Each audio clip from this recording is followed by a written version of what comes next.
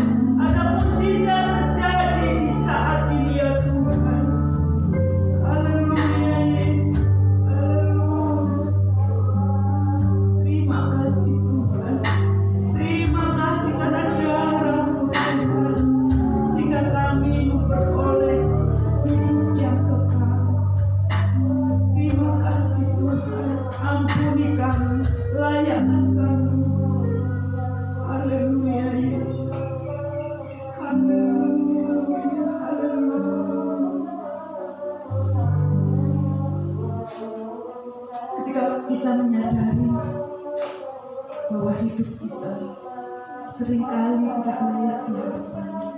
Seringkali kita tidak mendengarkan suaranya. Kita mengeraskan hati kita. Ingatlah saudara, bahwa darahnya telah menebus kita. Darah Yesus telah menyucikan kita dan membebaskan kita dari dosa-dosa kita. Darahnya mengubahkan setiap kita yang saat ini ada. Kita katakan sukacitaku penuh. Kita akan bermazmur bagi Dia. Kita akan menyanyi meninggikan nama-Nya oleh karena curahan darahnya.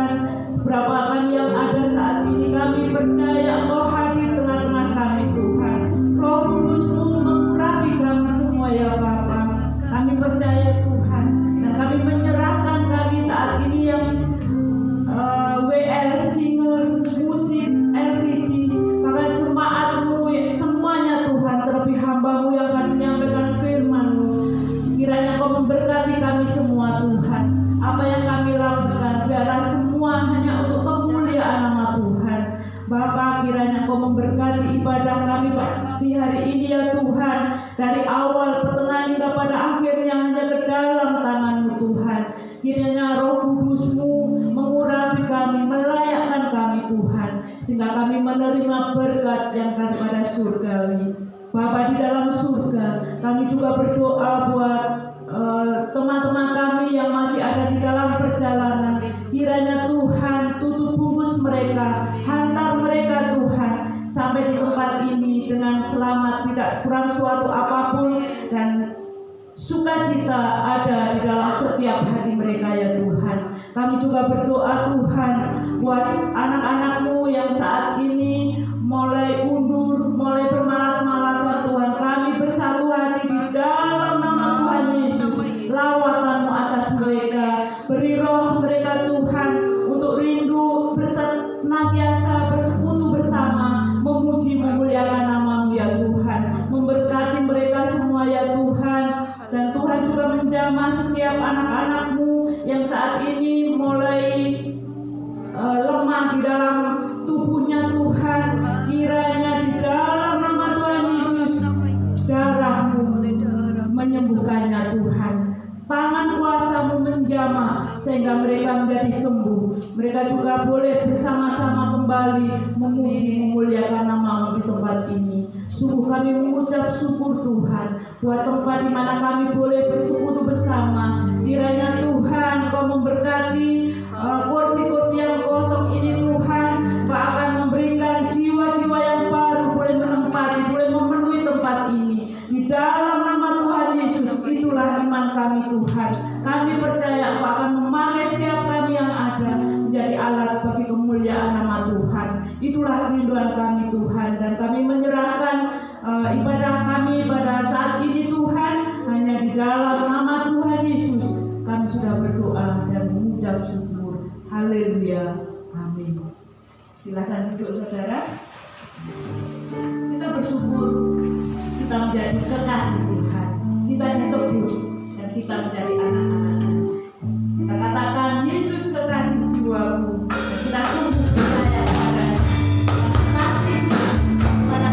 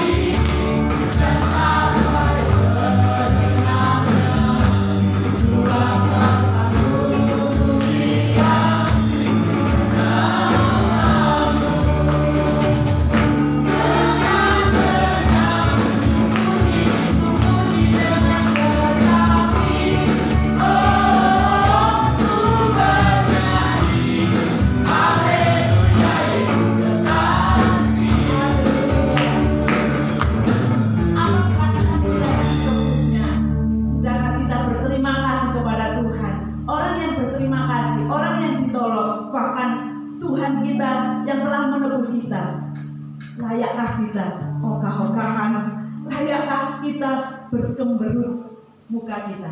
Saya undang untuk kita bangkit berdiri. Kita nyatakan terima kasih kita bahwa kekasih kita adalah Tuhan yang Maha Kuasa. Yesus yang terima kasih.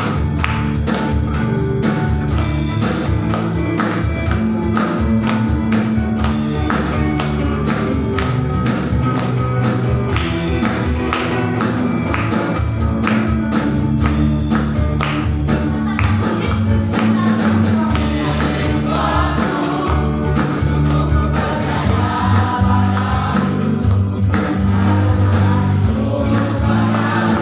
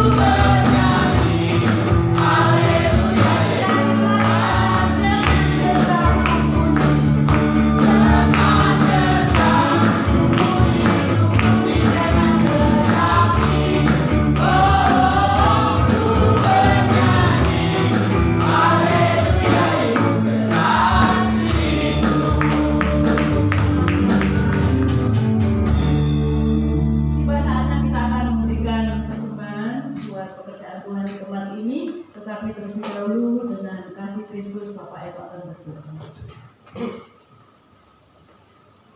Bapa yang penuh kasih dalam kerajaan surga, terima kasih Tuhan, Kau baik, Kau mengasihi kami. Engkau masih beri kesempatan buat kami Tuhan, datang ke rumah-Mu, memuji, memuliakan Engkau Tuhan. Sebentar Tuhan, kemudian kami akan memberi yang terbaik buat Engkau. Kiranya persembahan ini dikelola dengan baik untuk kemuliaan nama-Mu. Terima kasih Tuhan Yesus, terima kasih kami akan memberi dengan penuh sukacita hanya di dalam nama Tuhan Yesus Kristus. Haleluya. Amin. Kita pujikan pujian ini, Yesus kekasih.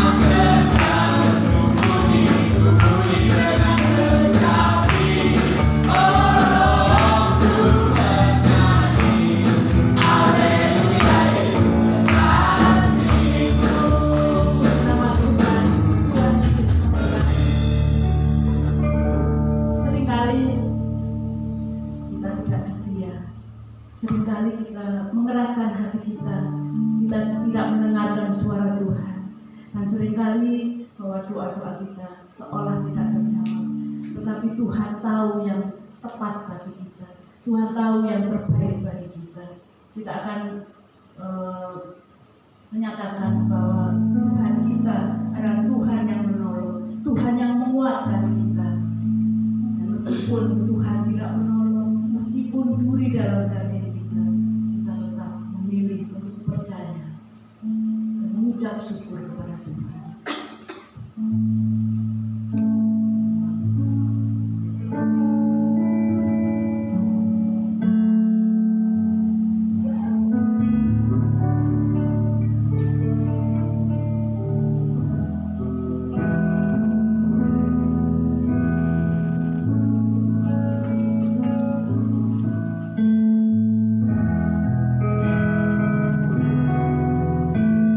Spirit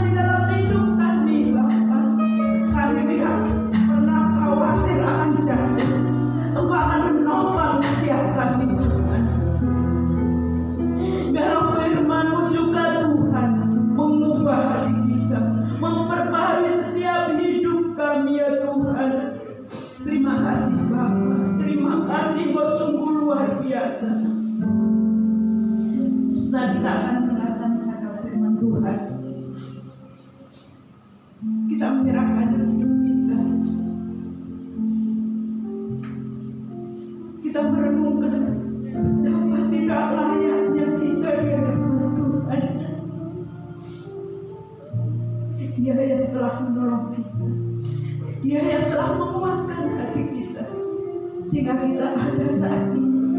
Oleh karena anugerah luar biasa yang Tuhan berikan bagi kita, dan kita akan merasakan betapa indah hadirat-Nya. Bila kita akan datang kepada Tuhan, kita bersujud di hadapan-Nya, kita merasakan betapa Tuhan luar biasa mengasihi kita. Dan biarlah firman-Nya yang berkuasa merubah sikap hati kita, firman-Nya yang telah menegakkan kita untuk menjadi kuat menghadapi badai gelombang di dunia ini. Dan biarlah bencana-Nya memenuhi setiap hati kita dengan air sungai kehidupan, yaitu firman Tuhan. Kita katakan, aku datang dan aku bersujud di hadapan.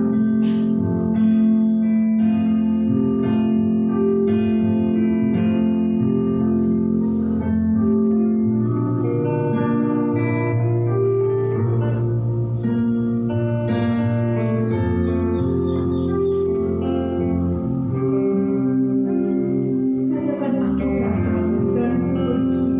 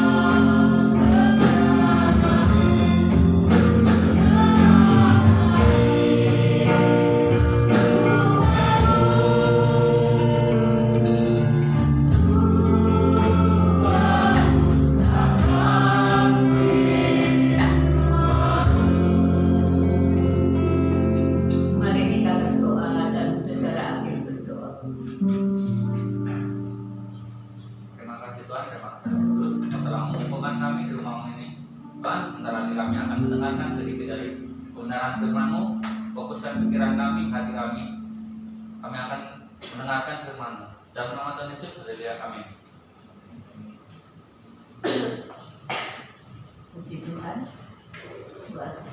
saat yang indah. Bapak Ibu, saudara semua,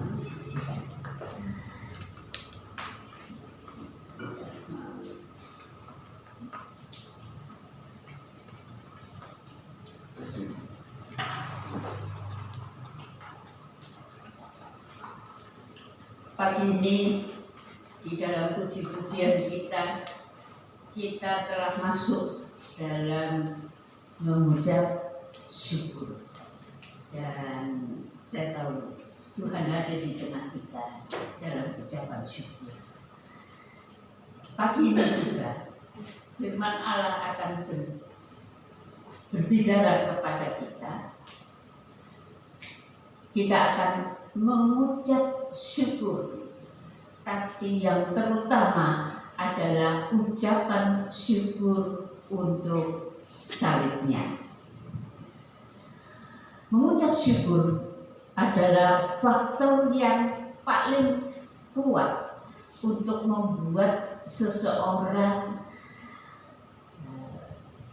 dapat dikatakan memiliki hati yang tenang, memiliki hati yang damai, memiliki hati yang merasa puas akan segala yang ada dalam hidupnya. Kalau orang tidak suka mengucap syukur, maka dia, bahasa Jawanya, suka mongso-ongso, ya. Tidak merasa puas dengan apa yang ada, rasanya kurang, dan seterusnya. Dan jiwa yang begitu bukanlah jiwa yang ada damai sejahtera. Jiwa yang seperti itu adalah jiwa yang tidak memiliki ketenangan dalam hidupnya. Karena itu mengucap syukur sangat penting bagi hidup kita. Tetapi marilah kita masuk ke kedalaman yang lebih. Ucapan syukur kita jangan hanya untuk segala yang baik yang ada di dalam kehidupan kita. Ucapan syukur yang utama, yang pertama kali, walaupun dalam keadaan apapun, ialah ucapan syukur untuk salib Tuhan Yesus. Ucapan syukur untuk pengorbanannya di atas salib. Baiklah, mari kita lanjut pada bagian yang pertama. Kalau kita masuk kepada peristiwa salib Tuhan, awal yang dialami oleh Tuhan Yesus ialah 1 Petrus 2 ayat 22 sampai 24. Mari tolong bacakan. 1 Petrus 2 ayat 22 sampai dengan 24.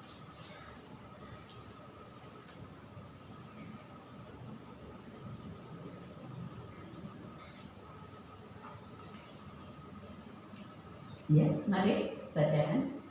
1 Petrus 2 ayat 22 sampai 24. Demikian firman Tuhan, ia tidak berbuat dosa dan tipu tidak ada dalam mulutnya. Ketika ia dicaci maki, ia tidak membalas dengan mencaci maki. Ketika ia menderita, ia tidak menajam, tetapi ia menyerahkannya kepada Dia yang menghakimi dengan adil. Ia sendiri telah memikul dosa kita di dalam tubuhnya di kayu salib, supaya kita yang telah mati terhadap dosa hidup untuk kebenaran. Oleh bilur-bilurnya kamu telah sembuh. Iya, ia tidak berdosa, tipu tidak ada pada dirinya, tetapi dia dijadikan seorang hukuman. Orang dihukum, apalagi dihukum dengan kematian di atas salib, ialah karena kejahatan yang sangat besar, ya. Bukan hanya sekedar perampok, tetapi perampok yang membunuh banyak orang. bukan hanya orang yang merugikan orang lain, tetapi orang yang merusak kehidupan banyak orang. Itulah orang yang dihukum mati di atas salib. Kita melihat yang pertama, seharusnya kita sangat bersyukur karena ia mau dijadikan orang hukuman untuk melepaskan kita dari hukuman dosa. Ia memikul dosa-dosa kita, kejahatan kita di dalam tubuhnya. Sebenarnya kita manusia berdosa. Kita manusia yang harus dihukum. Upah dosa apa itu? Maut. Upah dosa maut. Tetapi maut itu, upah itu yang seharusnya menjadi milik kita telah diambil oleh Tuhan Yesus, ditaruh dalam tubuhnya sehingga tubuhnya mati di atas salib. Kita melihat sebagai orang hukuman, kalau kita mengingat apa saja yang dilakukan oleh yang menghukum dia. Dia ditampar, dia dijotos wajahnya, dia diludahi, dia dihina-hinakan, dia diolok-olok sedemikian rupa. Dia menjadi yang sangat rendah. Di sini dikatakan kalau ia dicaci maki, dia tidak membalas dengan caci maki. Kalau dia dianiaya, dia tidak mengancam. Karena apa?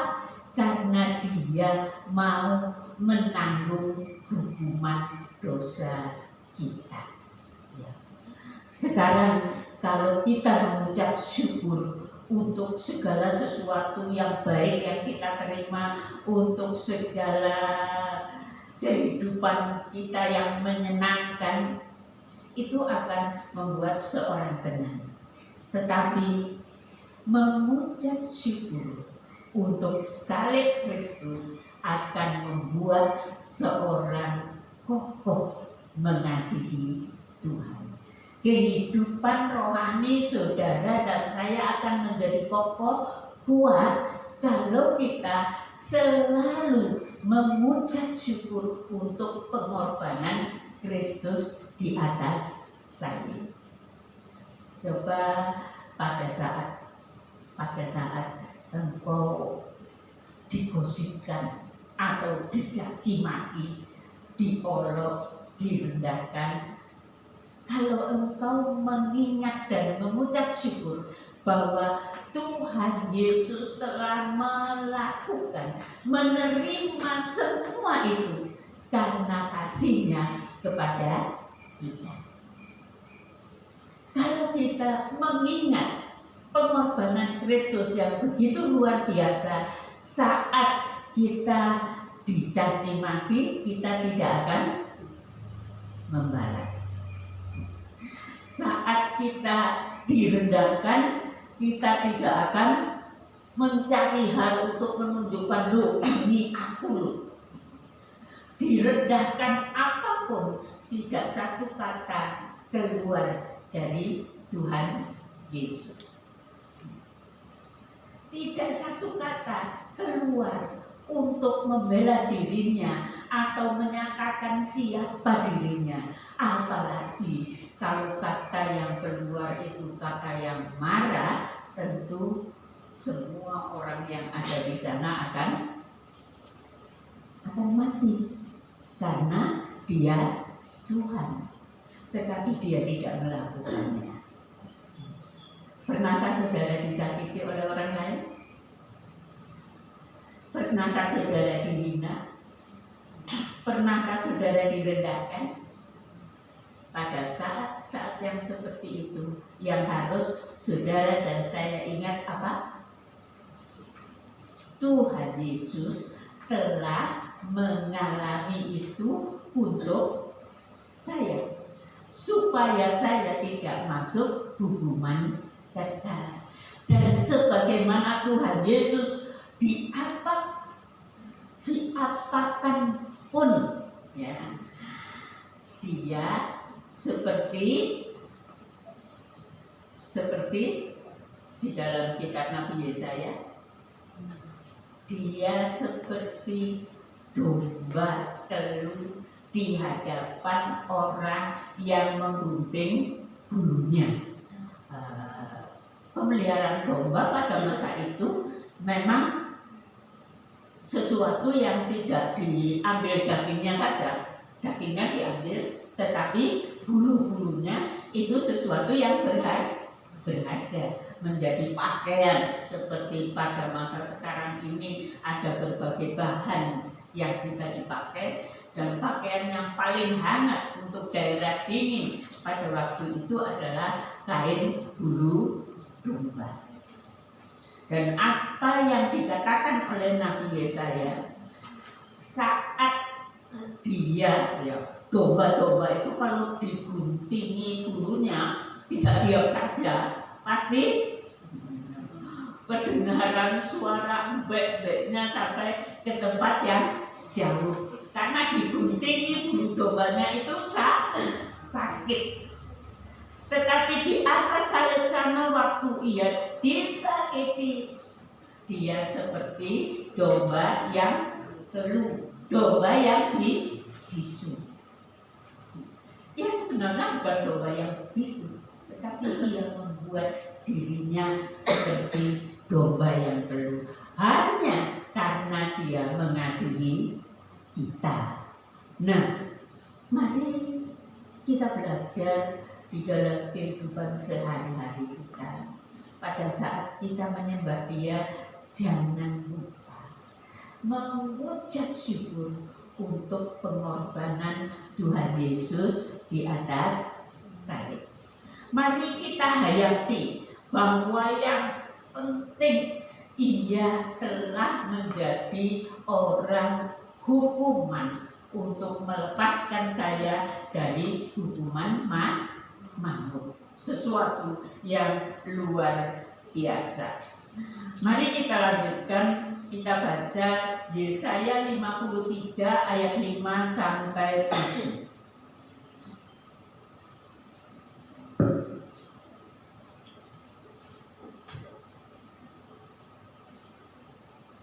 Mari seorang lain kalau membacakan.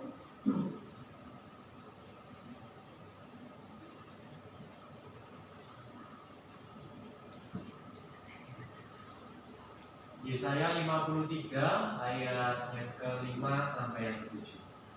Tetapi dia tertikam oleh karena pemberontakan kita, dia diremukkan oleh karena kejahatan kita, ganjaran yang mendatangkan keselamatan bagi kita ditimpakan kepadanya, dan oleh bilur-bilurnya kita menjadi sembuh.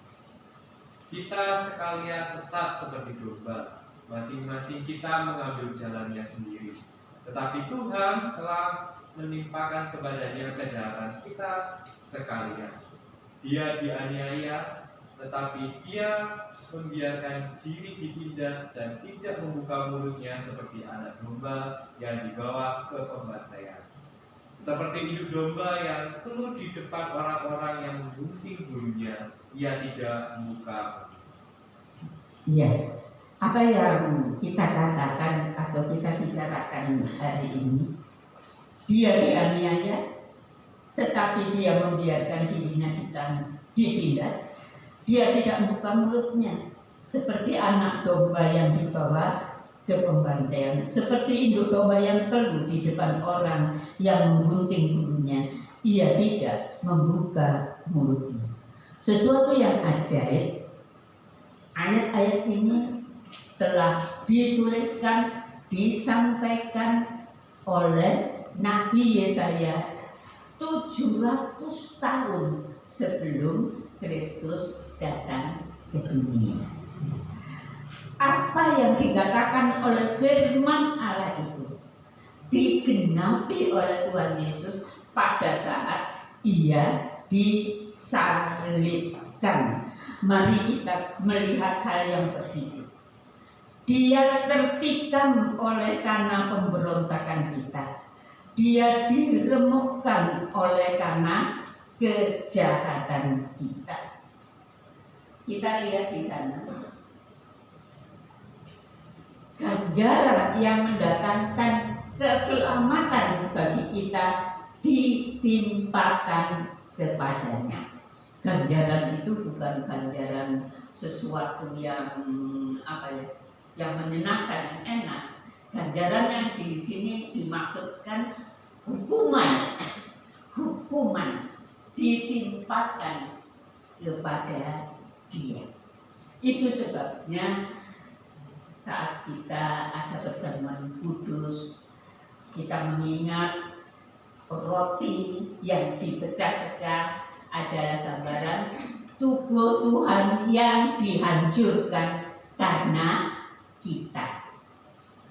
Anggur yang kita minum gambaran apa, saudara?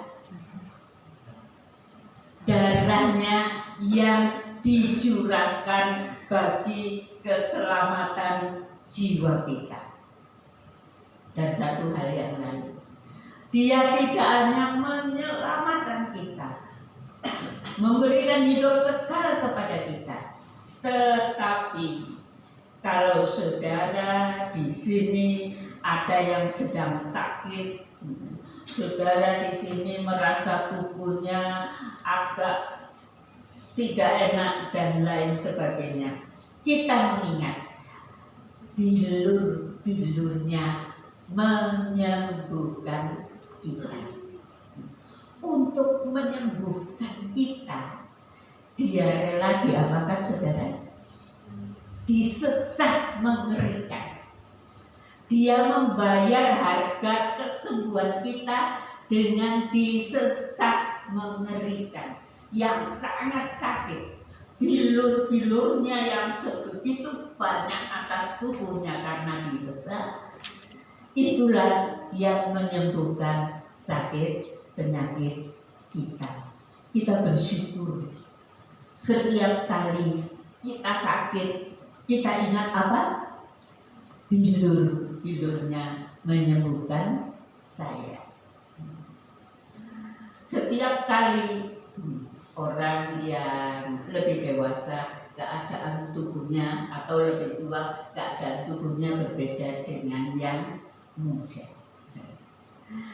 Seringkali dalam banyak hal, waktu saya harus berdiri di depan saudara, saya berkata kepada Tuhan, Tuhan, kuatkan tubuh saya, kuatkan saya, supaya saya bisa ada di hadapan jemaat menyampaikan kebenaran firman. Berkali-kali, seperti tadi dinyanyikan, berkali-kali, kapanpun, saat apapun, keadaan apapun, kalau kita berkata kepada Tuhan, Tuhan tolong saya, Dia selalu menolong kita. Salib mengingatkan pengorbanan Kristus, tubuhnya dihancurkan, darahnya dicurahkan bagi kita. Darahnya itulah yang melepaskan kita dari belenggu dosa. Darahnya itu yang juga melepaskan kita dari kuasa sakit penyakit. Darahnya itulah yang menyucikan segenap hidup kita, sehingga kita bukan orang-orang berdosa, sehingga kita menjadi anak-anak Allah yang maha tinggi.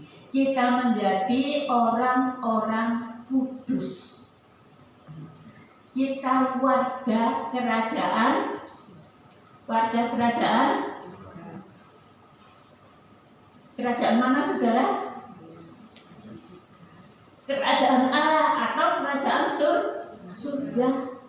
Kita bukan hanya warga kerajaan di dunia ini yang seringkali hal-hal yang bermacam-macam ketidakadilan menimpa kehidupan kita, tetapi kita oleh darahnya yang dicurahkan, kita menjadi warga kerajaan Allah yang dikuduskan oleh darah Tuhan Yesus.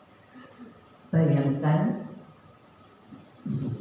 kalau seandainya Allah yang maha tinggi ini turun ke dalam dunia dalam kekudusannya, maka dalam jarak yang berapa banyak pun manusia melihat dia, manusia akan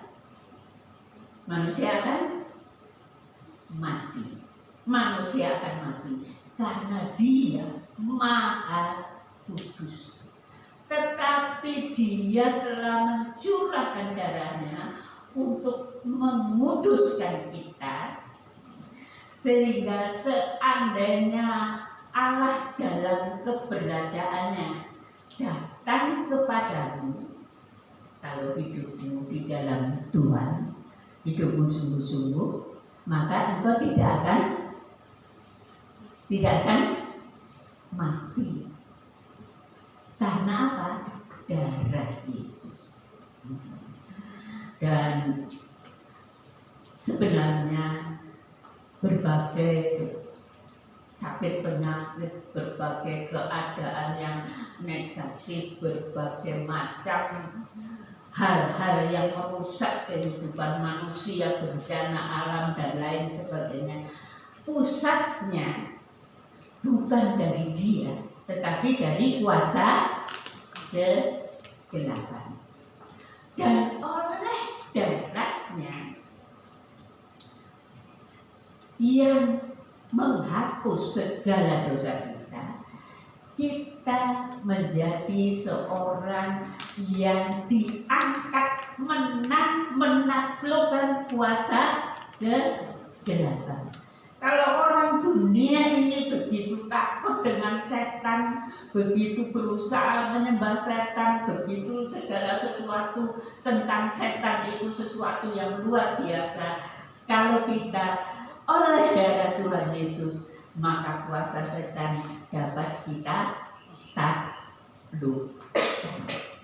Karena itu jangan ada orang Kristen kadang-kadang mengatakan, waduh, ada setan di atas atap rumahku sana. Ada setan mau mengganggu, setan melakukan sesuatu, setan berbuat sesuatu. Jangan katakan begitu. Kalau engkau merasa atau engkau melihat, engkau mengalami ada setan di rumahmu, apa yang kau lakukan, saudara? Apa yang kau lakukan? Usir dia di dalam nama Tuhan Yesus. Engkau berkuasa atas setan karena darah Kristus. Amin. Jangan, sekali lagi jangan kadang-kadang aneh orang Kristen mengatakan, wah ada setan di rumahku, ada setan di mana, ada setan di situ, dan kita terus menjadi takut. Misalkan saya takut ke belakang karena ada orang yang menaruh sesuatu di sana dan ada setan di sana, saya takut ke belakang. Salah besar, saudara. Salah besar. Setan itu memang ada. Setan itu kadang-kadang membuat sesuatu mengganggu kita. Setan itu kadang-kadang menakuti. Tapi saya berapa tahun tinggal di rumah yang ada setannya, dan setannya banyak mengganggu saya, tapi dia tidak bisa mendulit saya. Tidak bisa mendulit. Mau mendulit saya, nggak bisa, saudara. Kenapa? Kenapa? Ada darah Tuhan Yesus yang menyucikan dan membungkus hidup saya. Saya percaya saudara semua. Ya, kemungkinan dulu Bunel sering di belakang rumahnya ya, ada dari rumah sebelah, mungkin jalan kelihatan jalan mungkin bau dan lain sebagainya. Kalau dia mengganggu, katakan dalam nama Tuhan Yesus, pergi dari sini. Saya nggak tahu sekarang. Mungkin sudah tidak ada karena pemiliknya tidak ada. Ya, begitulah. Jadi kuasa darah Yesus itu menjadikan kita orang yang kuat dan berkuasa. Berkuasa bukan atas manusia yang lain, tapi berkuasa kepada Dia yang kelihatannya lebih berkuasa dari manusia. Seorang hamba Tuhan di Kalimantan sana,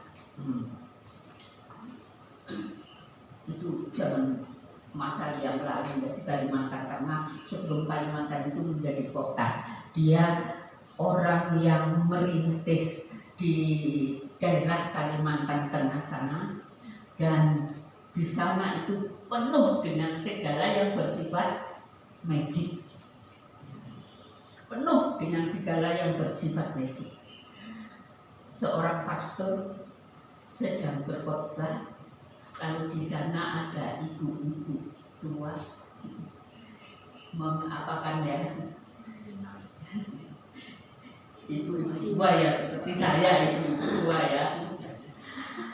Tapi beda, ibu-ibu tua itu bawa susur, tahu susur? Enggak tahu anak muda. Bawa susur itu bukan, susur itu apa ya benar? Susur itu Kakao yang iya, sesuatu yang ditaruh di mulutnya itu dari apa ya? Seperti bagian rokok yang belum dibuat itu ya. Susur itu dimasukkan di mulutnya. Waktu susur itu ada di mulutnya, biasanya orang dulu itu suka makan pinang, ya, saudara. Makan pinang, dan kalau sudah makan pinang dibersihkan dengan susur itu ya, susur. Tapi nenek tua ini seperti saya bawa susu taruh di mulutnya, kemudian dia gerakan susur itu. Pastor yang khotbah itu tiba-tiba tidak bisa bicara, tidak bisa tutup mulut. Itu puasanya siapa? Puasanya setan. Ya, saya tidak tahu persis ini ceritanya. Kemungkinan pastor itu lagi tidak dekat dengan Tuhan, sehingga dia dapat dikalahkan. Tetapi orang ini, hamba Tuhan ini, dia waktu ada di kamarnya, kamarnya hanya ditutup dengan korden gitu saja. Si setan datang seperti seorang wanita, tapi yang begitu mengerikan ya. Datang, buka kodenya, mau masuk. Apa yang dikatakan oleh hamba Tuhan ini? Hai setan, kalau kamu tidak mau pergi dari sini, saya kutuk kamu di dalam nama Tuhan Yesus. Setannya takut. Setannya takut, ya. Wanita itu yang tidak menapak di tanah ya, berjalan jauh, diikuti oleh pendeta ini, diikuti terus sampai di mana? Masuk di sebuah sampai masuk di kuburan ya, lalu masuk di sebuah kuburan di sana. Ya, mungkin setan itu punya rumah di situ ya, punya rumah di situ. Tetapi lihat apa yang dikatakan oleh pendeta ini. Walaupun dia ada dalam lingkungan yang dikuasai oleh setan, dia katakan kalau kamu berani mengganggu aku, saya tutup kamu di dalam nama Tuhan Yesus. Takut apa enggak? Takut apa tidak setannya? Takut, saudara. Setan itu takut, apalagi kalau dikutuk di dalam nama Tuhan Yesus. Jadi mari kita ingat, ya. Jangan ada yang takut setan, ya. Ada yang takut setan di sini. Kevin takut setan enggak?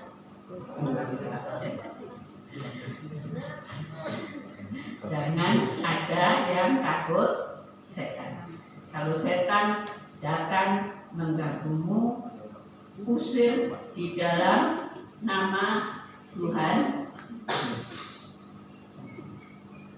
Saya kadang-kadang juga didatangi oleh setan itu, saudara. Dan dia seperti mau melakukan apapun, tetapi cara Tuhan menolong saya untuk mengusir setan itu. Biasanya Roh Kudus datang dan saya mulai berbicara dalam bahasa roh. Saya mengusir, ya, hati saya mengusir, tapi kata-kata saya tentu bukan kata-kata saya. Di dalam bahasa roh itu saya usir, saya taklukkan kuasa setan. Mari ingat satu hal yang kita ingat, kita oleh darah Yesus, asal hidup kita dekat dengan Tuhan, ya. Oleh darah Yesus kita menjadi orang yang lebih kuat daripada si setan.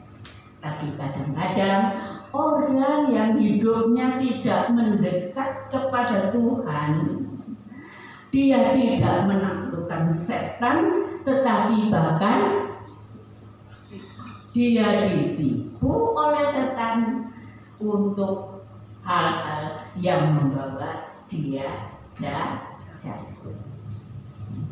Tipu daya setan itu luar biasa.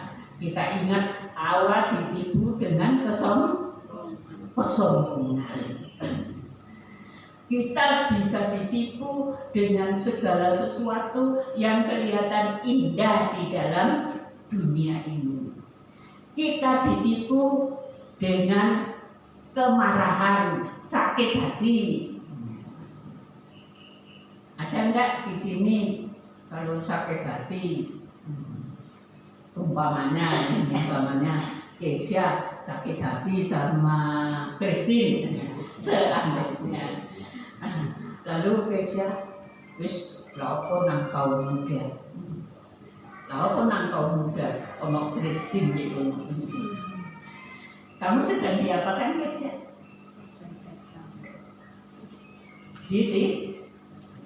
Ditipu oleh kuasa kegelapan. Kalau kita di sini satu dengan yang lain merasa, waduh, yoyo buatnya 16, misalkan, kemudian Warisma dan lain sebagainya. Ada banyak hal di dalam dunia ini, di dalam kehidupan kita bersama. Kuasa setan akan membodohi kita. Hati-hati, jangan kuasa setan membodohi kita. Kalau kita punya sakit hati, punya kemarahan, punya kebencian, punya semuanya itu dikatakan di dalam kitab Yohanes yang kemarin kita baca, bahwa kita berada dalam kegelapan. Terang itu tidak ada, dan kita akan berjalan dalam kegelapan itu. Ya, rasakan saja orang berjalan dalam kegelapan, tidak tahu jalan. Tetapi kita bersyukur oleh darah Yesus, asalkan engkau ada di dalam Dia, maka kita menang, dan kita menuju keselamatan. Sekarang yang ketiga,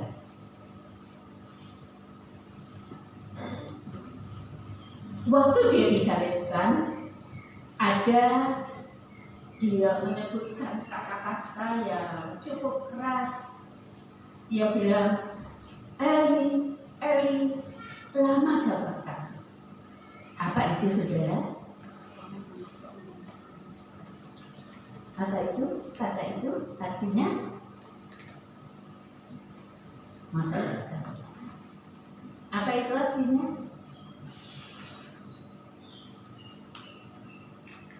Ya Tuhanku, ya Tuhanku, mengapa Engkau meninggalkan aku?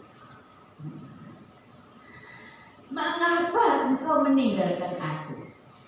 Ya Tuhanku, kenapa dia menyebut Allah Bapa Tuhannya? Karena saat itu dia sedang menjadi manusia yang menggantikan kita di hadapan Allah Bapa. Dan sepanjang Tuhan Yesus menjelma menjadi manusia hidup di dunia ini, dia tidak pernah terpisah dengan Allah Bapa. Dia selalu bersama. Bahkan Tuhan Yesus sendiri katakan, aku tidak akan melakukan sesuatu tanpa disuruh oleh Bapa. Aku tidak akan mengatakan sesuatu tanpa Bapa yang memberitahukan kepadaku. Tuhan Yesus dengan Bapa memang satu, tak dapat dipisahkan. Tetapi saat ia disalibkan, ia menggantikan kita di sana, sehingga kita manusia yang berdosa, yang terpisah dari Allah, tidak bisa bertemu dengan Allah. Kalau melihat Allah jadi mati, dia menggantikan kita. Dia mati di atas kayu salib untuk menjadi perantara antara kita dengan Bapa. Misalkan di sini ada Bu Nel. Bu Nel itu lihat Risma dengan Mas Luki itu lagi bentrok. Kemungkinan akan cerai gitu. Lalu ini seandainya, tapi pasti tidak akan terjadi. Pasti tidak akan terjadi. Ini gambaran tadi. Dua-duanya sudah sakit hati, ya. Apalagi yang Mas Luki. Kalau digambarkan Mas Luki itu sebagai Tuhan, Mbak Risma itu enggak setia, wis berbuat selingkuh, wis gini. Akhirnya menyebabkan mereka akan berpisah. Anggap saja sudah memutuskan untuk berpisah. Lalu Bu Nel datang, ya, mendekati dan Bu Nel melakukan segala sesuatu yang dia dapat supaya keduanya akan disatukan. Kita manusia yang berdosa itu terpisah dari Allah. Tidak mungkin, seperti tidak mungkin Mas Luki dan Mbak Risma itu disatukan. Tetapi karena Tuhan Yesus mengorbankan nyawanya di atas salib untuk menghapus segala dosa kita, untuk mengampuni perbuatan Mbak Risma yang menyakitkan tadi, misalkan ya, akhirnya Mbak Risma dan Mas Luki bisa disatukan. Tapi lewat pengorbanan. Tuhan Yesus berkorban supaya kita diampuni dosa kita dan kita bisa apa? Bersekutu erat dengan Allah. Tak ada seorang manusia pun layak untuk bersekutu dengan Dia. Tapi karena pengorbanan Kristus, karena salib Kristus, kita diangkat menjadi anak-anak Allah. Kita berkata kepada Allah, Bapa, Engkau Bapakku di dalam Tuhan Yesus. Kita kita menjadi manusia yang memiliki hubungan cinta dengan Allah, hubungan kasih dengan Allah. Semuanya itu bisa terjadi hanya karena salib Kristus. Mari kita mengingat bahwa Dia telah mengorbankan nyawanya supaya kita telah dilepaskan dari hukuman neraka yang kekal. Ia telah mengorbankan nyawanya, tubuhnya dihancurkan seperti roti yang dipecah-pecah, darahnya dicurahkan supaya kita diselamatkan. Tidak hanya dilepaskan dari hukuman, diselamatkan. Dan ada kuasa dalam diri kita di dalam darah Tuhan Yesus. Bahkan untuk hidup di dalam dunia ini, di mana tubuh ini sering mengalami keadaan-keadaan yang sakit dan lain sebagainya, ada kuasa di dalam darah Yesus untuk menyembuhkan, untuk menguatkan kita. Bahkan manusia yang telah terpisah dari Allah tidak bisa melihat Allah. Melihat saja tidak bisa. Oleh pengorbanan Kristus di atas salib, Dia membawa kita kembali bersekutu dengan Allah. Hubungan mencintai Allah, Allah mencintai kita, ada sesuatu yang indah di dalam kehidupan ini. Oleh karena itu, tiap hari mari kita belajar. Mungkin ada saatnya saudara melupakan, atau mungkin saudara belum membiasakan, atau saya juga bisa jadi, karena ada banyak hal yang saya pikirkan, mungkin hati saya jadi tidak mengingat pengorbanan Tuhan di atas salib. Tapi mari kita belajar tiap hari mengucap syukur untuk pengorbanan Kristus. Pengorbanan Kristus membuat kita menjadi manusia yang luar biasa di atas kuasa kegelapan. Kristus telah membuat kita, setan itu ada di bawah kaki siapa? Tuhan Yesus. Kalau kita di dalam Tuhan Yesus, kita seperti dapat menginjak setan di bawah kaki kita. Tetapi ingat, hidup kita harus benar-benar dekat dengan Tuhan. Dan kalau ada yang kadang-kadang masih dikuasai setan, diganggu setan, dan tidak bisa menang, bahkan ditipu sampai punya hati penuh kebencian, ketidaksenangan, dan lain sebagainya, mari jangan kita kalah dengan tipu daya setan. Amin. Kita bawa hidup kita dekat kepada Dia. Kita akan menjadi orang yang selalu mengucap syukur karena salib Kristus begitu indah di dalam kehidupan kita.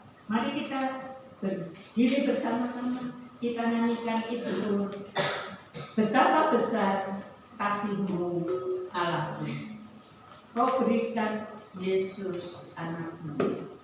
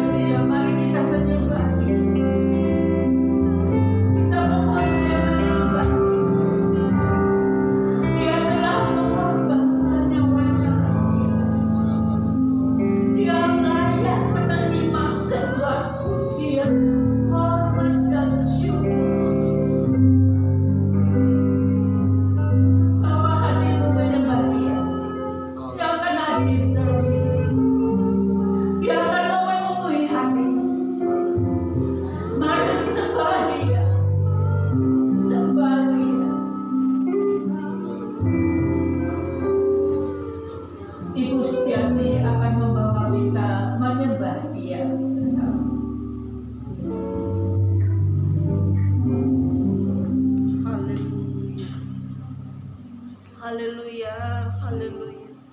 Glory, kami mengucap syukur Bapa untuk siang hari ini. Kami mengucap syukur buat pemberitaan firman-Mu pada pagi hari ini ya Bapa. Kami menyadari Tuhan, kami sebenarnya tidak layak di hadapan-Mu. Kami manusia yang sebenarnya harus menerima hukuman dan kebinasaan. Namun karena kasih-Mu bagi kami, Engkau telah berikan Tuhan Yesus untuk mati di atas kayu salib, mencurahkan darahnya, dan membawa kami kembali kepada Engkau Tuhan sebagai hubungan anak dan Bapa. Kami mengucap syukur buat kasih-Mu yang besar bagi kami Tuhan. Oleh karena darah Kristus boleh membawa kami melihat kasih karunia-Mu yang besar bagi kami. Terima kasih Bapa di surga, terima kasih. Terima kasih Tuhan Yesus untuk pengorbanan-Mu di atas kayu salib. Dan kami mau percaya bahwa dengan pengorbanan-Mu kami boleh diampuni segala dosa kami. Kami boleh mendapatkan pengharapan hidup kekal dalam kerajaan-Mu di surga. Kami mengucap syukur, kami berterima kasih Bapa. Inilah hati, pikiran, dan seluruh kehidupan kami terbuka di hadapan-Mu. Bapa, Engkau tilik hati kami masing-masing. Ajar kami senantiasa mengucap syukur. Ajar kami senantiasa sungguh-sungguh di dalam mengiring Engkau. Ajar kami Tuhan setia sebagaimana Engkau telah setia kepada kami. Terima kasih Bapa di surga, terima kasih Engkau sudah mengampuni kami. Dan biarlah kuasa darah-Mu boleh menyucikan hati dan kehidupan kami. Terlebih Tuhan, saat ini bila ada di antara kami yang sakit, kami percaya di dalam nama Yesus, di dalam urapan dan curahan darah-Mu, kami boleh disembuhkan. Terima kasih Bapa, terima kasih.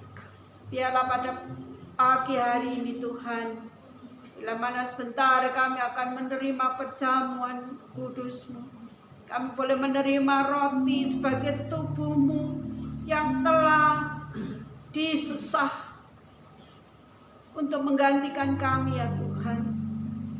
Kami boleh menerima anggur sebagai darah-Mu yang tercurah bagi kami, menyucikan segala dosa-dosa kami.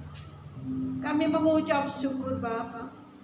Dan kami biarlah pada pagi hari ini Kau layakkan untuk menerima semuanya itu, agar hidup kami boleh dibawa senantiasa ingat akan pengorbanan Tuhan Yesus, yang juga boleh memberikan kemenangan kepada kami atas segala kuasa penguasa yang ada di dunia ini, kuasa kegelapan yang mencoba menjauhkan kami daripada-Mu. Dan kami percaya oleh kuasa darah-Mu kami menang atas kuasa kegelapan Bapa. Terima kasih Bapa. Berkati hamba-Mu yang telah menyampaikan firman Tuhan. Kiranya Engkau pakai beliau dari hari ke hari semakin bertambah di dalam Engkau. Kekuatan, kesehatan menyertai, dan pelayanan Tuhan berkati. Banyak jiwa boleh dimenangkan bagi kemuliaan nama Tuhan. Terpujilah nama-Mu. Di dalam nama Tuhan Yesus kami serahkan doa dan ucapan syukur kami. Haleluya. Amin. Baiklah, kita akan masuk dalam acara perjamuan kudus. Silakan duduk saudara, dan yang bertugas akan maju ke depan. Kita akan menyanyikan Letukur pada satu bukit jauh dari sini. Kita nyanyikan bait pertama. Satu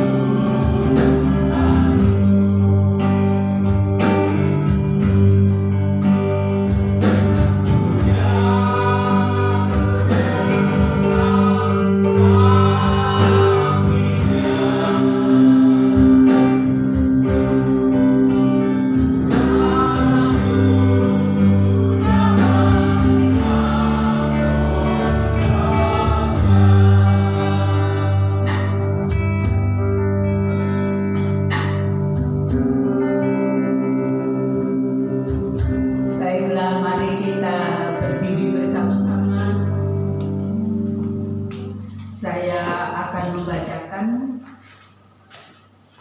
apa yang terdapat di dalam 1 Korintus 11 ya. Tapi sebelum itu Bapak Ibu dilihat rotinya dan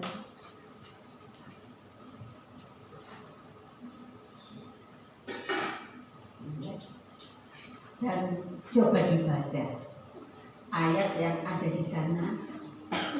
Bisa jadi ayat itu menjadi bagian dari hidup kita masing-masing pada hari-hari yang akan kita jalani. Sudah dibaca? Baiklah, saya akan membacakan ayat Alkitab. Sebab apa yang telah kuteruskan kepadamu telah kuterima dari Tuhan, yaitu bahwa Tuhan Yesus pada malam waktu ia diserahkan mengambil roti, dan sesudah ia mengucap syukur atasnya, ia memecah-mecahkannya dan berkata, inilah tubuhku yang diserahkan bagi kamu, perbuatlah ini menjadi peringatan akan aku. Amin. Kita makan bersama.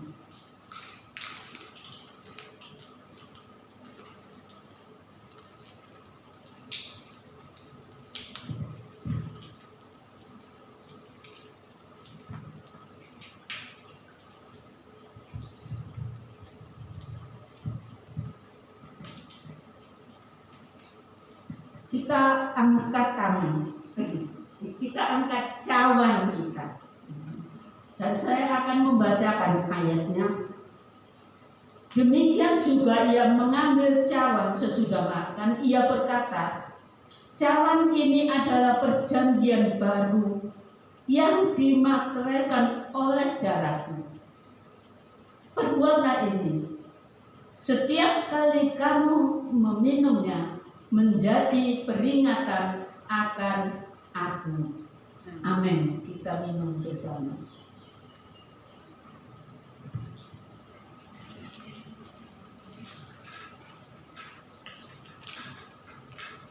Dengarkan ayat selanjutnya yang saya bacakan. Sebab setiap kali kamu makan roti ini dan minum cawan ini, kamu memberitakan kematian Tuhan sampai ia datang. Jadi barang siapa dengan cara yang tidak layak makan roti atau minum cawan Tuhan, ia berdosa terhadap tubuh dan darah Tuhan. Karena itu hendaklah tiap-tiap orang menguji dirinya sendiri, dan baru sesudah itu ia makan roti dan minum dari cawan itu. Karena barang siapa makan dan minum tanpa mengakui tubuh Tuhan, ia mendatangkan hukuman atas dirinya. Sebab itu banyak di antara kamu yang lemah dan sakit, dan tidak sedikit yang meninggal. Kalau kita menguji diri kita sendiri, hukuman tidak tertimpa atas kita. Tetapi kalau kita menerima hukuman dari Tuhan, kita dididik supaya kita tidak akan dihukum bersama dengan dunia ini. Mari kita mengucap syukur kepada Bapa untuk tingginya, mulianya perjamuan kudus ini. Dan jangan kita masuk perjamuan kudus ini dengan dosa, dengan hati yang berdosa, supaya jangan ada hukuman datang atas tubuh kita. Tapi biarlah kita masuk dengan hati yang kudus, hati yang sungguh-sungguh menyembah Dia, maka Dia akan hadir dalam hidupmu dan engkau akan menjadi orang yang berkuasa menaklukkan kuasa kegelapan, dan engkau akan dipakai Tuhan bagi kemuliaan namanya.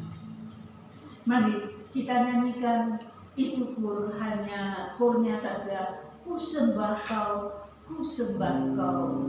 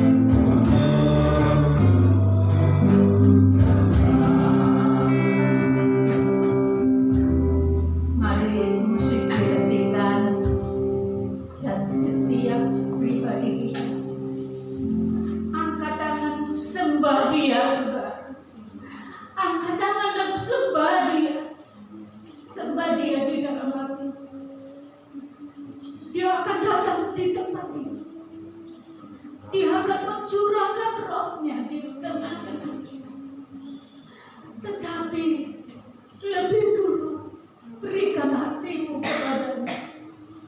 Sembah dia. Sembah dia dengan segenap hati.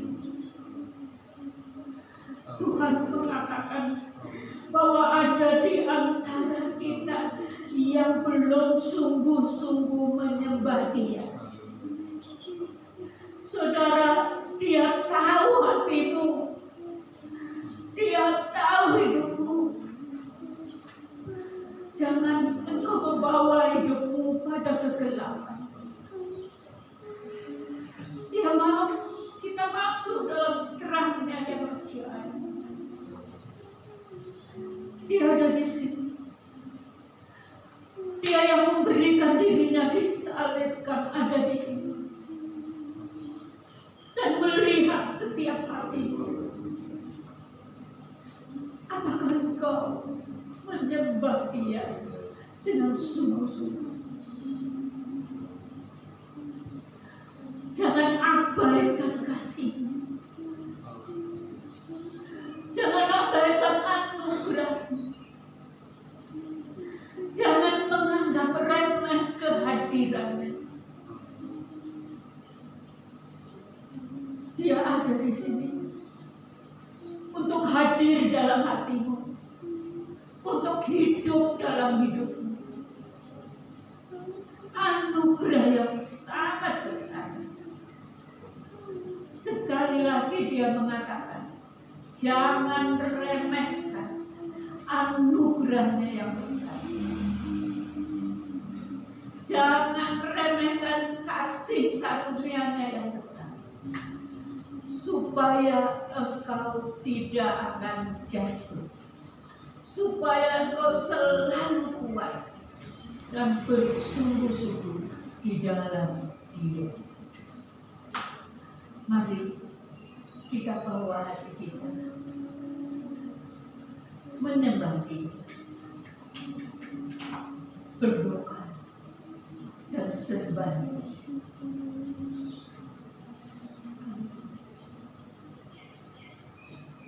Mari semakin berdoa.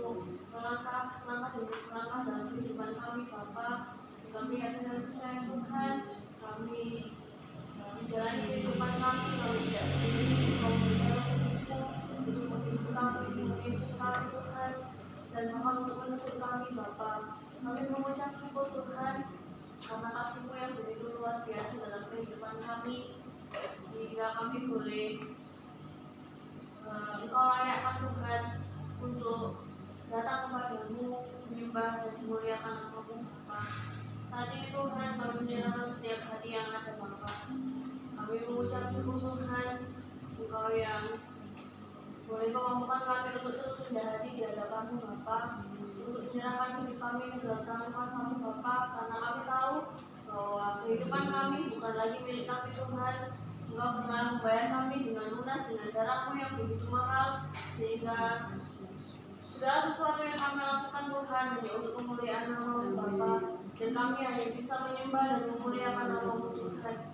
Kami mengakui Tuhan, kami manusia yang berdosa, kami tidak mampu.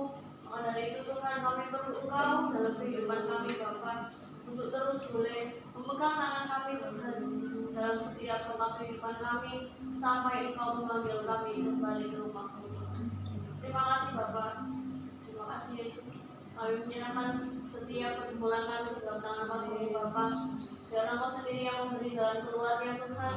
Dan satu hal Bapa, biarlah Roh Kudus-Mu terus mengingatkan kami bahwa kasih Yesus ada adalah yang terutama, dan kasih itu lebih dari cukup dari apa yang kamu butuhkan di dalam dunia ini Tuhan.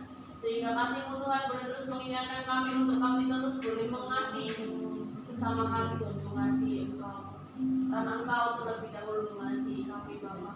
Terima kasih Bapa, terima kasih Yesus.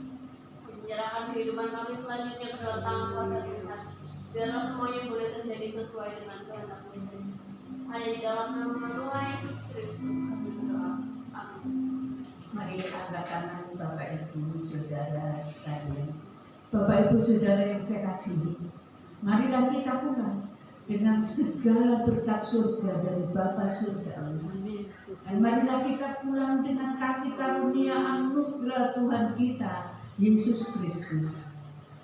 Marilah kita juga pulang bersama Allah Roh Kudus yang menyertai kita, yang memimpin kita, yang menguatkan kita, bahkan mengurapi kita untuk menjadi alatnya, membawa jiwa-jiwa datang kepada Tuhan.